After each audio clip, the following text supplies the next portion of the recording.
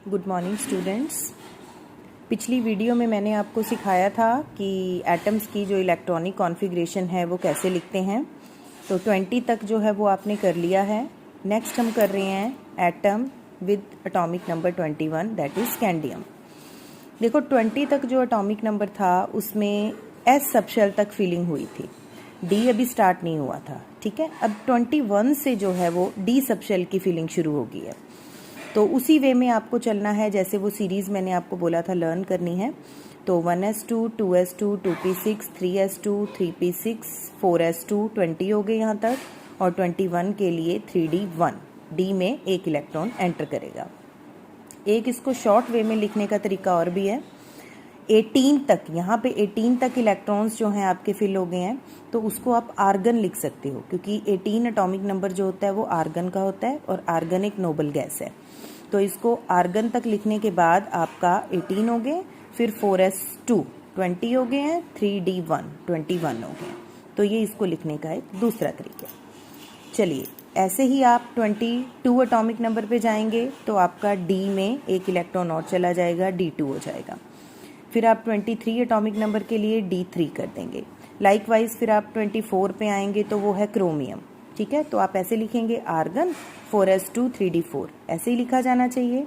But I have crossed it, मैंने इसको cross किया, it means it is wrong. जो एक्चुअली इसकी इलेक्ट्रॉनिक कॉन्फ़िगरेशन है वो ये है, argon 4s1 3d5। It means यहाँ पे हमने क्या किया, एस में जो पहले 2 थे अब एस में उसको 1 कर दिया, डी में पहले जो 4 थे वो हमने d5 कर दिया। ठीक है, ऐसे ही कॉपर में आइए 29, तो उसी वे में जैसे हम पहले लिख रहे थे तो होना चाहिए 4s2 3d9, but actually it is 4s1 3d10।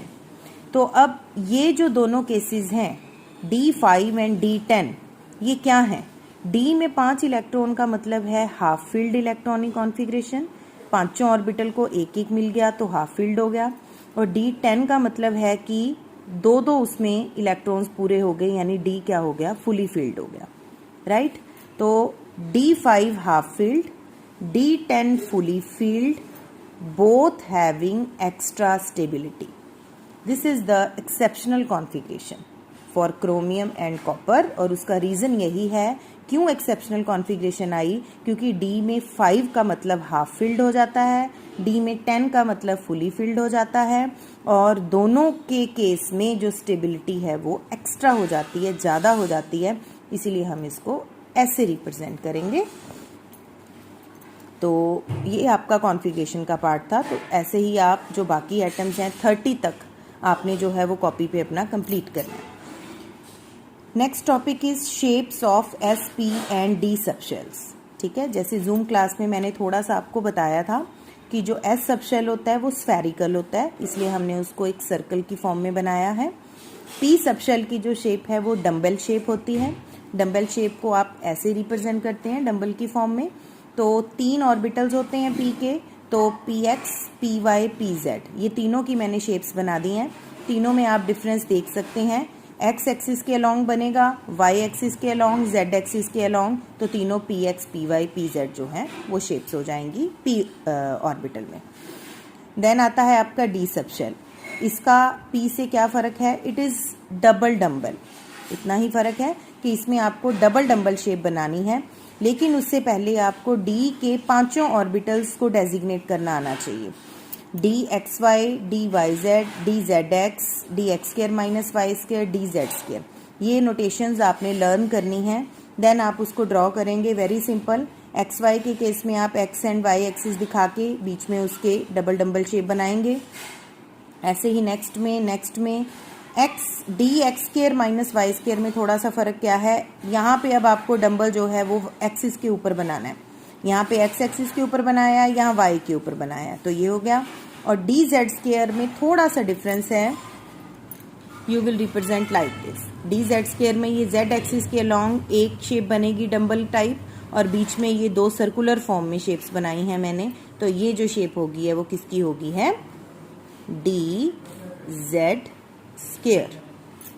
चलिए, तो ये शेप्स का जो टॉपिक है बिल्कुल सिंपल है, आप एक बार इसको ड्रॉ करके देखेंगे तो आपको आ जाएगा। Now the next topic is very important, that is quantum numbers. Quantum numbers अब होते क्या हैं, सबसे पहले आपको ये पता होना चाहिए। तो मैं आपको एक सिंपल से एग्जांपल से समझाती हूँ कि क्वांटम नंबर्स हमें बताते क्या हैं। मान लीजिए हम किसी एक पर्सन के घर पे जाना चाहते हैं, कोई XYZ कोई पर्सन है, हमने उसके घर पे जाना है। क्या हम बिना एड्रेस के उसके घर पे जा सकते हैं? नहीं जा सकते। हमें उसका स्ट्रीट नंबर, हाउस नंबर, जिस लोकेलिटी में वो रह रहा है, कम से कम ये बातें पता होंगी, तभी हम उसके घर पे जा सकते हैं, राइट। ऐसे ही जो क्वांटम नंबर्स हैं वो हमें क्या बताते हैं? Address of electrons in an atom. किसी भी एटम के अंदर इलेक्ट्रॉन का कंप्लीट एड्रेस जो है वो हमें बताते हैं कौन? Quantum numbers, right. 4 कैटेगरीज में हम इसको डिवाइड करते हैं क्वांटम नंबर्स को। First is principal quantum number, जिसको आपने स्मॉल n से रिप्रेजेंट करना है। प्रिंसिपल क्वांटम नंबर हमें बताता क्या है? इट टेल्स अबाउट प्रिंसिपल, या आप कह सकते हैं मेन शेल। जो मेन शेल में इलेक्ट्रॉन होता है, प्रिंसिपल शेल हम उसी को बोलते हैं, और उसको हम K, L, M, N इस तरीके से रिप्रेजेंट करते हैं। ये आप अपनी प्रीवियस क्लासेस में भी कर चुके हैं। तो अब K शेल में मान लो इलेक्ट्रॉन है, तो उसके लिए N को 1 दे देंगे, L के लिए 2 हो जाएगा, M के लिए 3। तो सिंपल होल नंबर वैल्यूज चलती हैं for principal shells, right. One more thing जो आप प्रिंसिपल क्वांटम नंबर से बता सकते हैं, you can also tell about the distance of electron from the nucleus. Atom के सेंटर में न्यूक्लियस होता है और उसके बाद ये शेल्स होते हैं, ठीक है। तो जैसे जैसे इलेक्ट्रॉन जो है वो न्यूक्लियस से दूर जा रहा है, डिस्टेंस उसका बढ़ जाएगा, तो n की वैल्यू भी बड़ी होती जाएगी। तो इससे आप ये भी बता सकते हैं कि what is the distance of electron from the nucleus. Now the second is azimuthal quantum number, that is represented by small l। ये क्या बताता है? इट टेल्स अबाउट सब शेल्स, ठीक है। पहले आपने प्रिंसिपल शेल या मेन शेल को पढ़ा, उससे अंदर आ जाइए आप, तो उसके अंदर होते हैं सब शेल्स। सब शेल्स हैं कौन से? जो आप कॉन्फ़िगरेशन में लिख रहे हो, S, P, D and F। ये 4 टाइप के सब शेल्स हैं, ठीक है। यहाँ मैंने एक छोटा सा टेबल बनाया है, इसको आपने नोट करना है अपनी कॉपी पे भी और लर्न भी करना है। क्या है देखो, आप चारों सब शेल लिख लो, S, P, D and F। उसके नीचे ये जो वैल्यूज हैं वो किस चीज़ की हैं? ये हैं एजीम्यूथल क्वांटम नंबर की, L की वैल्यूज हैं। S सब शेल के लिए L क्या है? 0। P सब शेल है तो L कितना है? 1। D के लिए L कितना है? 2। F के लिए L कितना है? 3। तो वेरी सिंपल, ये 4 वैल्यूज आपको चारों सब शेल के लिए लर्न करनी है। फॉर एग्जाम्पल, अगर मैं आपको उल्टा पूछ लूँ कि अगर L 1 है तो बताइए सब शेल कौन सा होगा? Then you will tell the answer P sub shell. अगर मैं बोल रही हूँ कि L की वैल्यू मैं आपको 3 दे रही हूँ तो सब शेल बताइए, देन आप कहेंगे कि sub shell will be F। Now एक इसका और पॉइंट है, जो L की वैल्यू है वो 0 से स्टार्ट होके n-1, n से एक कम तक चलती है, n जो हमने अभी ऊपर किया है। For example, if n is equal to 2, तो L की कितनी वैल्यूज होंगी? 0 एंड 1, क्योंकि 2 में से 1 माइनस करेंगे तो 1 तक ही चलेगा, तो L की 2 वैल्यूज हो जाएंगी 0 एंड 1। तो एजीम्यूथल क्वांटम नंबर आपका ये है। Now third is magnetic quantum number, represented by small m, और उसका सबस्क्रिप्ट नीचे L बनाना है, स्मॉल m L। हाँ जी, सब शेल से फिर आप और अंदर आ जाइए। सब शेल के अंदर जो प्रेजेंट होते हैं वो क्या होते हैं? ऑर्बिटल्स। तो मैग्नेटिक क्वांटम नंबर हमें किसके बारे में बताता है? About orbitals, right.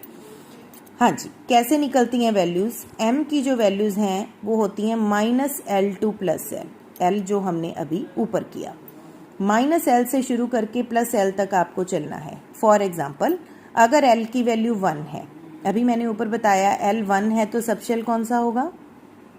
P, right.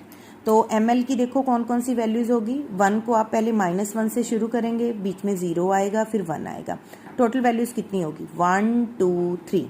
It means P sub shell के लिए ऑर्बिटल्स कितने आए हमारे पास? 3।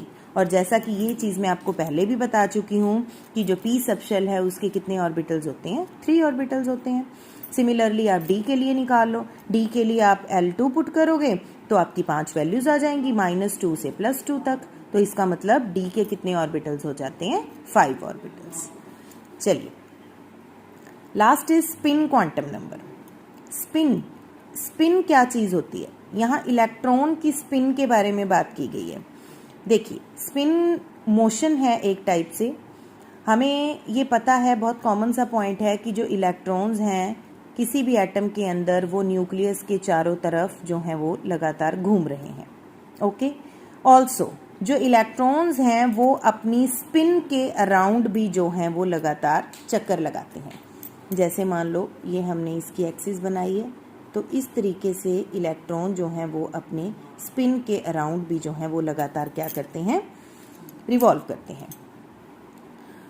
अर्थ प्लैनेट है ना, अर्थ जो है सेंटर में सन होता है। ओके, सोलर सिस्टम में आपने पढ़ा ना, तो अर्थ जो है वो सन के अराउंड घूमती है, एज वेल एज अर्थ जो है वो अपनी एक्सिस के अराउंड भी तो घूमती है। सिमिलरली इलेक्ट्रॉन्स के लिए तो वो हो जाता है spin quantum number represented by ms। यहाँ पे दो वैल्यूज मैंने लिखी हैं, +12 एंड -12, क्योंकि जो इलेक्ट्रॉन की स्पिन है वो दो तरीके से हमने कंसीडर करनी है। यहाँ पे उसको दो वैल्यूज दे दी हमने। +12 को आप क्लॉकवाइज डायरेक्शन बोल सकते हैं कि जब क्लॉकवाइज डायरेक्शन में इलेक्ट्रॉन स्पिन कर रहा है। -12 का मतलब जब इलेक्ट्रॉन जो है वो एंटी क्लॉकवाइज स्पिन में घूम रहा है। तो दो तरीके से इलेक्ट्रॉन की स्पिन हो सकती है, +12 एंड -12। तो ये टॉपिक था आपका स्पिन क्वांटम नंबर। तो नेक्स्ट अब हम चलते हैं 3 प्रिंसिपल्स। इन तीनों प्रिंसिपल्स के बेसिस पे ही हम ऑर्बिटल्स में कैसे इलेक्ट्रॉन फिल करने हैं, कॉन्फ़िगरेशन का जो पॉइंट है वो सारा इसी से ही रिलेटेड है। तो फर्स्ट प्रिंसिपल है आपका पॉलीज एक्सक्लूजन प्रिंसिपल। इनकी जो एग्जैक्ट डेफिनेशंस हैं वो आपकी बुक्स में गिवन हैं, तो यहाँ मैं आपको समझाने के लिए मेन बातें बता रही हूँ। पॉलीज एक्सक्लूजन प्रिंसिपल मेनली क्या बताता है? ये मैंने एक बॉक्स दिख रहा है आप सभी को, मैंने ड्रॉ किया है। ये बॉक्स एक्चुअली किस चीज़ को रिप्रेजेंट कर रहा है? It represents an orbital. ये हमने एक ऑर्बिटल बना लिया, ठीक है। एक ऑर्बिटल में मैक्सिमम इलेक्ट्रॉन कितने आ सकते हैं? गिन सकते हो आप, 1 और 2। एक डेफिनेशन तो इसकी ये है कि N orbital can accommodate maximum 2 electrons.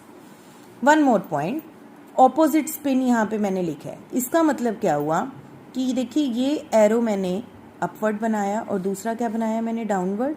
ये हमने क्या दिखाया है कि जो एक ऑर्बिटल में 2 इलेक्ट्रॉन्स रहेंगे उनकी स्पिन ऑलवेज क्या होगी? ऑपोजिट होगी, +12 -12, और you can say clockwise anti clockwise, right. Same spin के इलेक्ट्रॉन एक ऑर्बिटल में कभी नहीं आ सकते, क्योंकि वो आपस में एक दूसरे को रिपेल करेंगे, तो रिपल्शन से स्टेबिलिटी खत्म हो जाती है। तो हमने किस चीज़ को कंसीडर करना है? जो स्टेबल है। और स्टेबल फॉर्म कब बनेगी? जब इलेक्ट्रॉन्स जो दोनों होंगे वो ऑपोजिट स्पिन के होंगे। Understand? Then second is Aufbau principle. दूसरा प्रिंसिपल अफबाउ प्रिंसिपल है। It tells electrons filling takes place according to increasing energy of subshell। जो हमने कॉन्फ़िगरेशन में 1s, 2s, 2p, 3s इस तरीके से लिखा था, वो इंक्रीजिंग एनर्जी का ऑर्डर है। मतलब पहले कम एनर्जी का सबशेल, फिर उससे ज़्यादा, फिर उससे ज़्यादा, फिर उससे ज़्यादा, फिर उससे ज़्यादा, इस तरीके से चलना है। तो पहले इलेक्ट्रॉन जो एंटर करेगा वो लो एनर्जी सबशेल में जाएगा, फिर उससे ज़्यादा वाले में, फिर उससे ज़्यादा वाले में। ऐसा नहीं हो सकता कि आप इलेक्ट्रॉन को कम एनर्जी के सबशेल को छोड़ दें और उससे ज़्यादा वाले के अंदर डाल दें, ऐसा कभी नहीं हो सकता। Now the next rule is हर्न्स रूल। हर्न्स रूल हमें क्या बताता है? Pairing of electrons will take place only when orbitals are first singly filled. इसका मतलब क्या है, मैं आपको यहाँ पे रिप्रेजेंट कर रही हूँ। मान लीजिए हम p सबशेल ले लेते हैं। हमने क्वांटम नंबर्स में पढ़ लिया p सबशेल के 3 ऑर्बिटल होते हैं, तो उसको हमने ऐसे बनाना है, 1, 2 और 3 हो गए 3 ऑर्बिटल। अभी ये खाली हैं, मैं इसमें इलेक्ट्रॉन फिल कर रही हूँ। मान लीजिए मुझे p के अंदर इलेक्ट्रॉन्स भरने हैं 4। ओके, वो 4 इलेक्ट्रॉन्स कैसे भरेंगे हम? पहले 1, एक ऑर्बिटल में वैसे तो 2 आ सकते हैं, आप यहाँ पे दूसरा इलेक्ट्रॉन अभी नहीं डालेंगे। आप पहले क्या करेंगे? तीनों को एक एक देंगे। इसका मीनिंग ये है। What is this? Singly filled. Singly filled का मतलब पहले तीनों को एक एक मिल गया, अभी 4 भरने थे, तो अब चौथा इलेक्ट्रॉन यहाँ पे आएगा, ऑपोजिट स्पिन का आएगा और यहाँ पे पेयर बन गया, ये जगह साथ में खाली रहेगी। तो P के अंदर 4 इलेक्ट्रॉन हो गए। मान लीजिए आपको P में 5 भरने हैं, तो नेक्स्ट यहाँ पे फिल हो जाएगा वो। फिर P में आपको 6 भरने हैं, तो वो यहाँ हो जाएंगे। फिर अगर आपको इससे आगे जाना है तो नेक्स्ट सब शेल लेना पड़ेगा, क्योंकि P के अंदर तो 6 पूरे हो गए हैं। तो सिंगली फील्ड का मतलब ये है कि पहले ऑर्बिटल को एक एक इलेक्ट्रॉन आपने देना है, उसके बाद जो पेयरिंग है वो उसके बाद होगी। Pairing of electron will take place only when orbitals are first singly filled. Singly filled का मतलब तीनों को पहले हमने एक एक दिया, फिर उसके बाद उसका पेयर बनाया। तो इस तरीके से इसी टॉपिक से आप ये भी समझ सकते हैं कि ऑर्बिटल्स में इलेक्ट्रॉन को कैसे भरा जाता है। तो उसके लिए ये रूल आपको ध्यान रखना है, ये तीनों प्रिंसिपल्स जो हैं वो आपको ध्यान रखने हैं। तो आपका जो है वो मेन टॉपिक मैंने इस वीडियो में कवर करने की कोशिश की है। तो आई होप आप ध्यान से इसको सुनोगे और सभी पॉइंट्स को जो है वो अपनी कॉपी पे नोट करोगे, और जो भी कोई क्वेरी होगी वो हम अपनी नेक्स्ट जूम क्लास में उसको डिस्कस करेंगे। Thank you.